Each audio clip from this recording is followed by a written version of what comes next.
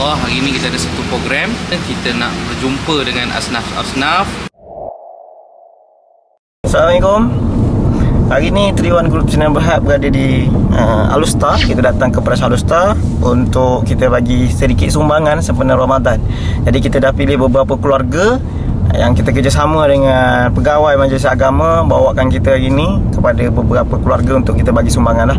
Moga-moga sumbangan daripada Triwan Group Sdn Bhd ini dapat mengeringankan sedikit beban kepada asnaf fakir miskin, dan insya-Allah doakan Triwan Group Sdn Bhd makin maju dan dapat memberi sumbangan balik kepada masyarakat setempat, insya-Allah. Jadi insya-Allah hari ni kita nak tengok macam mana perjalanan kita nak bagi sumbangan. Dan paling best, petang ini kita ada aktiviti yang menarik bersama mereka.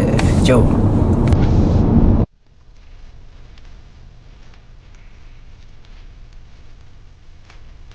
Hari ni kita nak apa ni sekarang? InsyaAllah hari ini kita ada satu program. Kita nak berjumpa dengan asnaf-asnaf dan kita nak berikan sumbangan daripada Triwan Group Sdn Bhd. Jom ikut kami. InsyaAllah. Tabarakallah.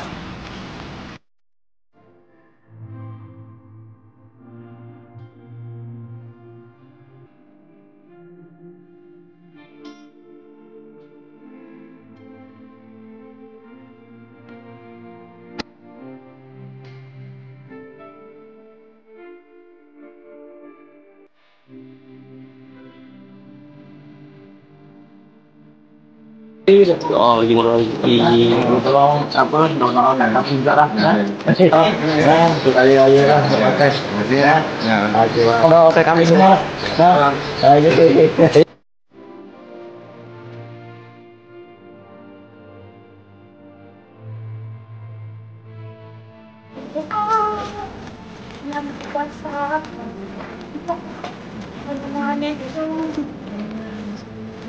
Gitu. Sabar.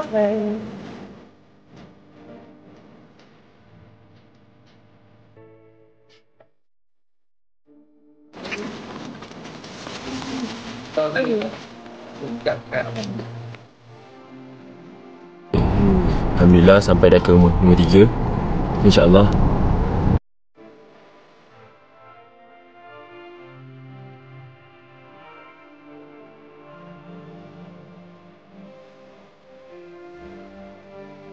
Ya, mana daripada si alam.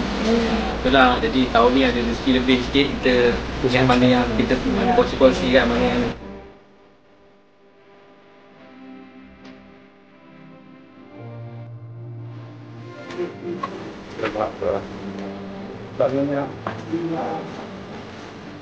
itu polis nak buat masjid. Dia bagi polis elok masjid, buat dalam masjid tu.